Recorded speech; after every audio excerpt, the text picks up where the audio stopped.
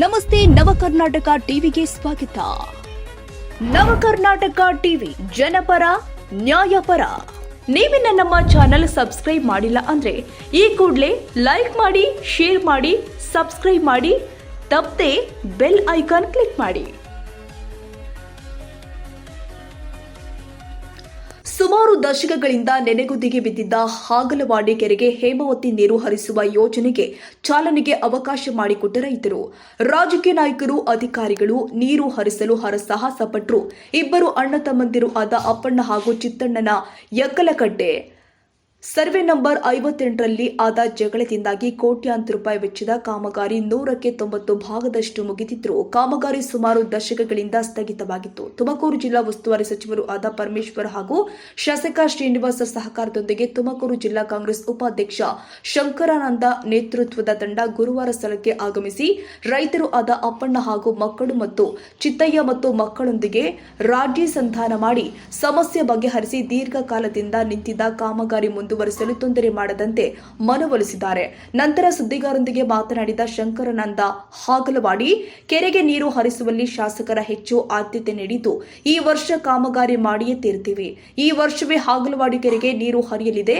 ಅಪ್ಪಣ್ಣನಹಳ್ಳಿ, ಕಲ್ಲಹರದಕೆರೆ, ಮತ್ತಿಕೆರೆ, ಶಿವಪುರ ಭಾಗಗಳಿಗೆ ಅನುಕೂಲವಾಗುತ್ತೆ ಎಂದಿದ್ದಾರೆ.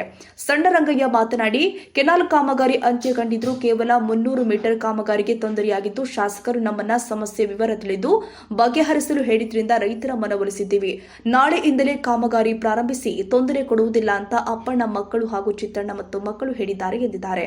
ಕಾರ್ಯಕ್ರಮದಲ್ಲಿ ಜಿಲ್ಲಾ ಕಾಂಗ್ರೆಸ್ ಉಪಾಧ್ಯಕ್ಷ ಶಂಕರಾನಂದ, ಕಾಯರ್ ಫೆಡರೇಷನ್ ರಾಜ್ಯ ನಿರ್ದೇಶಕ ಸಣ್ಣರಂಗಯ್ಯ, ಹೇಮಾವತಿ ಎಎಎ ಮಹೇಶ್, ಎಂಜಿನಿಯರ್ ಭಾರತ್ ಕುಮಾರ್, ಕಂದಾಯ ತನಿಖಾಧಿಕಾರಿ ಗುರುಪ್ರಸಾದ್, ತಾಲೂಕು ಸರ್ವೇಯರ್ ವಿರೂಪಾಕ್ಷ, ರೈತರು ಆದ ಅಪ್ಪಣ್ಣ ಹಾಗೂ ಸಿದ್ದಯ್ಯ, ಮುಖಂಡರು ಆದ ಪ್ರಸನ್ನ ಕುಮಾರ್, ಬಸವರಾಜ್ ಮತ್ತಿತರರು ಉಪಸ್ಥಿತರಿದ್ದರು.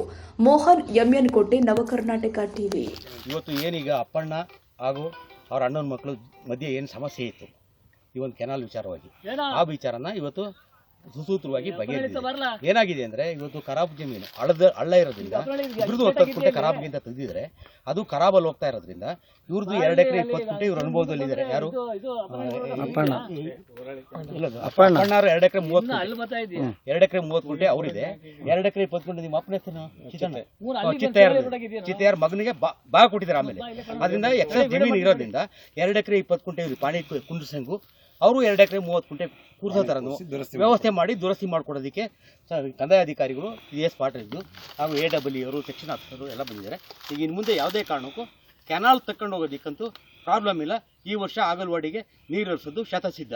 ಯಾಕೆಂದರೆ ನಮ್ಮ MLA ನೇರವಾಗಿ ಈ ವಿಚಾರದಲ್ಲಿ ಸ್ಪೆಷಲ್ ಇಂಟ್ರೆಸ್ಟು ತಾಡಿದ್ದಾರೆ.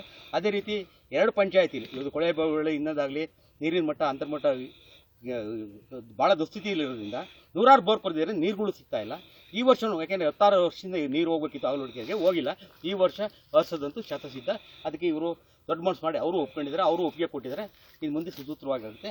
ಅದೇ ನಮ್ಮ ಎಡಬ್ಲ್ಯೂ ಸಾಹೇಬರು ಇವತ್ತು ಅಲ್ಲೊಂದು ಕಡೆ ಸಮಸ್ಯೆ ಇತ್ತು ಕಲ್ಲರಿಗಿರೋದು, ಅವರು ಸ್ಪೆಷಲ್ ಇಂಟ್ರೆಸ್ಟ್ ತಗೊಂಡು ವ್ಯವಸ್ಥಿತವಾಗಿ ಅಲ್ಲೂ ಕೂಡ ಬಗೆಹರಿಸಿದ್ದಾರೆ.